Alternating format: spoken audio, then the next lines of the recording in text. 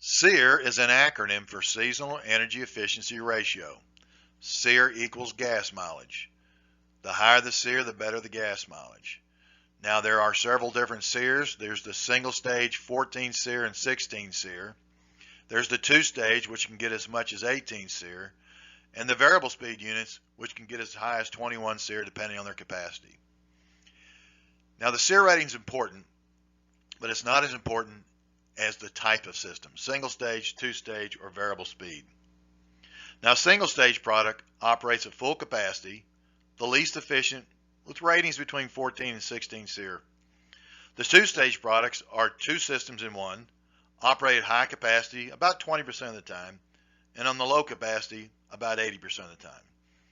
The 21 SEER variable speed product operates at full capacity only 1% of the time, and on the low capacity 99% of the time. The two-stage and variable speed products remove more moisture, save the most on your utilities, have the longest warranties, and deliver the ultimate in comfort and reliability. So as you can see, the type of unit is more important than the SEER rating. Buy the most efficient system you can. The 21 SEER system is obviously the least costly of all of our systems.